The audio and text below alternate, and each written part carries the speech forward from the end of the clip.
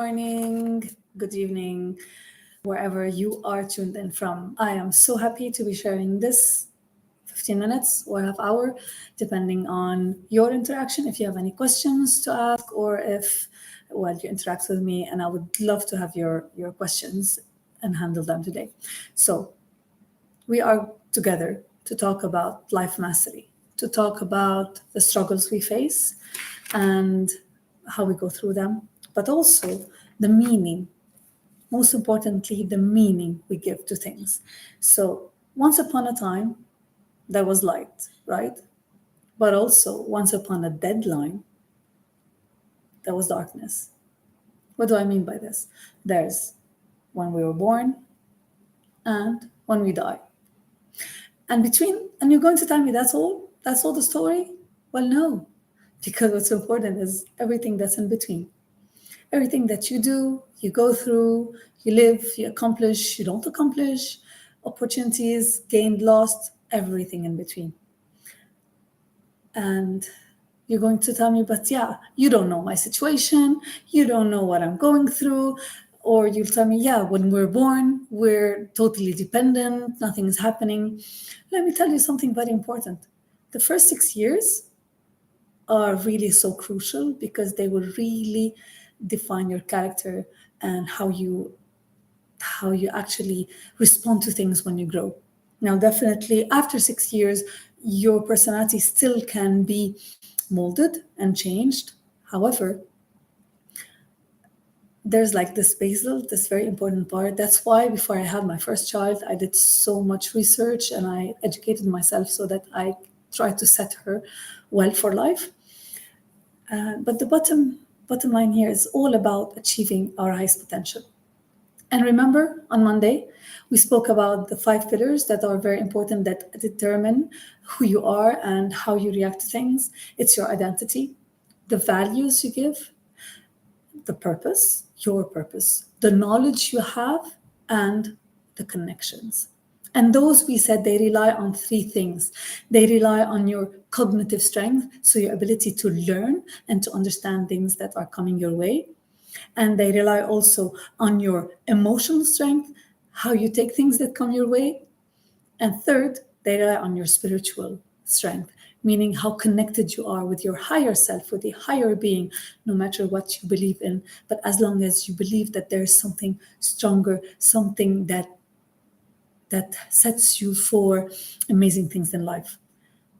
The meaning we give to things, it's a very important thing that has actually molded a lot of what I do, molded me, and helped me now be where I am. I'm going to start with the story of my challenges. For those who don't know me, my name is Lara Ghani Mekhnaiser, and I've just founded I Lead. And it's all about loving to learn, to experience what you just learned so that you achieve something, and by that you develop to your highest potential.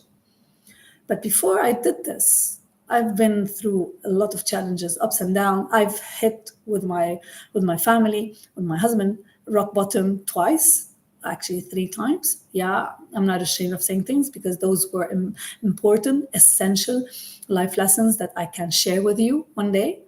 I can share with you my losses, my failures, my setbacks, and also my returns, my comebacks. And so my story is all my story is all about the meanings I gave to those challenges. Because had I given them the wrong meaning, I wouldn't be here talking to you, trying to share my experiences. So, for example, you've seen it, hopefully, many of you, it's been on social media, the beginning of my story, the car accident. Had I interpreted this car accident as fate, as God doesn't love me, or I'm not meant to do anything, then I would probably be still in my wheelchair. But from the reel, you saw that I actually was able to walk back home on Christmas Day. The second story I want to talk about is about, for example, bullying. And that's something very big because I hear a lot about bullying. I hear a lot about things that are happening in everyday's life of students and how they're suffering with bullying situations. So what I did with my daughter, I prepared her very well. As she's growing, she's still 8 years old, but she still has many years ahead of her. And so I prepared her with regards to bullying. How? I tell her that everyone comes with a baggage. Every person has their own struggles, have their own environment, have their own challenges and environment. And so we react differently to them. Some of us have this amazing support system at home, some of us don't. But that doesn't mean that we're not lucky or that we're doomed. No. But I tell her that if someone comes at you and tells you makes a mean comment, or tells you something that's not very kind, I give her an example. If now I come and I tell you, your hair is green, you look ugly, and she laughed. Why did she laugh? Because she knew that was not correct. She knew that that was not real, The same thing about anything anyone will tell you that's negative. Because when they tell you this, if you cannot be triggered, you cannot be manipulated.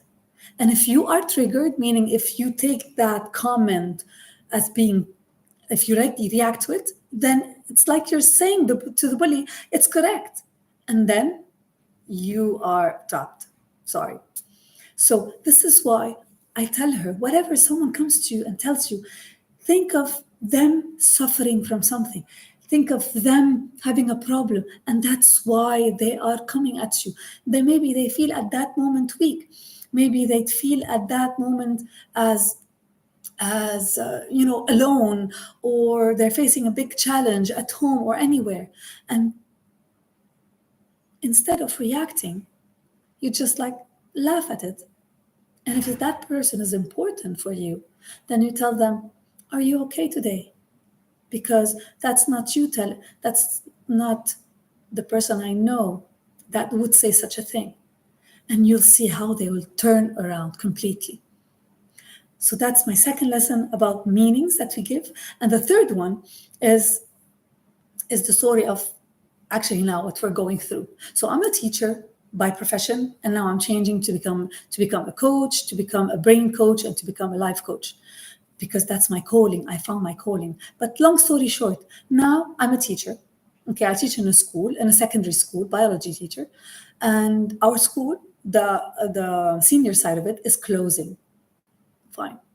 That was a huge hit because we thought that we were going to teach for a long time, and I'm someone who strives for stability. So I was very happy with my students. My students were connecting very well with me, but then it's closing. Now, how did we react? That defined how we were going to continue. The meaning we gave to that challenge. We are different people. Different people gave it different meanings. I have some of my colleagues that asked me for some help, like what I do, life coaching. It's purpose-driven coaching, okay, and helping them overcome their limitation, their low self-esteem, for example. And so they were able to achieve higher heights. They were able to go for that job they never tried to. They were able to overcome their lack of self-confidence, their certain fears. So they gave a different meaning. They, with me, we gave it a meaning of a challenge, or like God or whatever power you believe in, higher power, telling us there's something more. So go for it. Okay? So that's how we give different things, different meaning. Now, the message of this, why am I talking about this? We all have our circumstances, right? And we all have our fights. I do understand that. And I do feel with you. And we all have our different environment, people around us. Not everyone is very supportive, but and not everyone knows exactly what's happening with us or can understand us, which is like a skill and a talent I have, and I'm so happy that I can understand you very well. So let our story, instead of speaking of pain, instead of speaking of I'm not lucky, instead of speaking of I never succeed, or I'm doomed to always fail, let's change that story. And how do I do this? by giving different meanings to what is happening to us. Yes, yes, Laura, that's easier said than done. It is easier said than done, but not impossible. Because hey, I'm the living proof. I hope you saw my reel, because that was the part one of my story, which I'm telling, so that hopefully you can connect better with me and I can serve you better. So that story is about a huge challenge. It's about a huge hit when I was a child, when I was a high schooler in my senior year. So it was about how I overcame it, how I gave it a different meaning that helped me actually get back on my feet and do the fight and be today where I am, and with you. I'm so lucky to be with you today. So let me finish with one story, which is about conditioning. And it's a funny story. Some of you will connect with it, some of you will not, because it depends on where you are, where you come from, and your culture. So my story is, again, the meaning you give to things. And where I come from, I'm a Lebanese, and I'm proud of that. Where I come from, it's all about competition. It's all about who comes first, who achieves first, who gets that first. And so you can imagine how queues look like, or like if we are at the, at a door opening for something. And so the other day because now I'm not living in Lebanon, I'm living in the UK. And so I was in the train, and the train was reaching the station where I needed to get off. And so, I need to get off. And then I get close to the door, and I see that man coming in, and I was like, he wants to get there before me. And then immediately it came to me like, Lara, he's not competing with you. He just wants to get off as much as you want. But that's because of the conditioning. That's because of where I come from and what I've been through and the environment I'm at. What, probably 30 years of my life were spent in that environment. So that's conditioning. We're always conditioned that you need to always be the first. You need to always achieve, like come first at school, be the best. And then you end up all your life trying to be the first, trying to achieve and trying to come, and you compete. But there are some things not worth competing for, and it causes you stress. So now again, the meaning you give to things. What is the meaning you're giving to that queue you are in? Is it like they're all in front of me and they're gonna get there before me? No, it's just that we all need what we're waiting for. Let's be kind to each other. Let's give a different meaning. Let's probably enjoy a conversation so that the wait becomes easier. At a bus stop, we're like all waiting for the doors to open and we all crash in. No, we go one by one. There's something I love about living here. It's the personal respect. Like everyone minds their business, their own business. To some extent, I don't like this. I'll come back to that. But I love it because there's a lot of respect. If you are the bus stop first, you get to get on the bus first. And sometimes some people say, sorry, miss, I was first, and then you have to go back and let them pass. There's this amazing culture that I love it so much.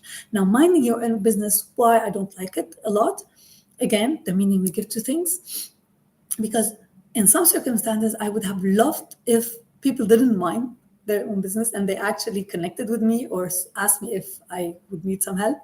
So, yeah. So minding your own business is amazing, but not everywhere, because I come from a culture where we're all minding each other's business. And so we're a warm culture and we jump to help each other. So very long story short, I hope I gave a lot of meaning for you and some aha moments and some good ideas on how to overcome your daily challenges, because most of them are just the meaning you give to them.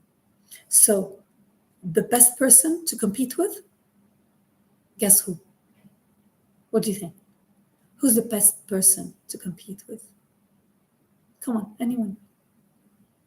It's yourself. That's the only person you need to compete with. Why?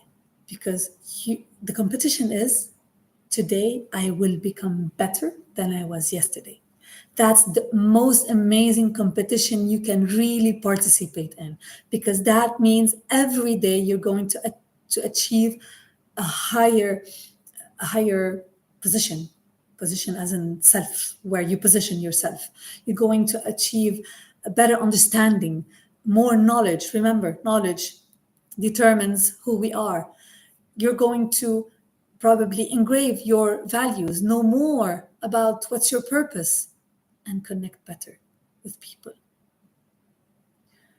I promise every week I'm gonna come live on Monday to give you, to talk about a challenge for the week. Like, for example, this week was all about understanding what makes us. Okay, it was an introduction also about me, who I am, Lara Ghani Mekhnaiser, don't forget this, and I'm the founder of iLead. That's all about developing you to become the better version of yourself. How? Through cognitive training, brain training. It's an amazing program that helps connect the wires better, rewire your brain in an amazing way. Second, through life-driven, purpose-driven coaching. And third, through spiritual strength development. Those three things will help you really learn a lot. And I will give you ways to experience what you just learned so that you can achieve amazing things in your life and develop to the best version of yourself. I love you all. I want to wish you an amazing weekend, and I'll see you on Monday. Please be there and take care.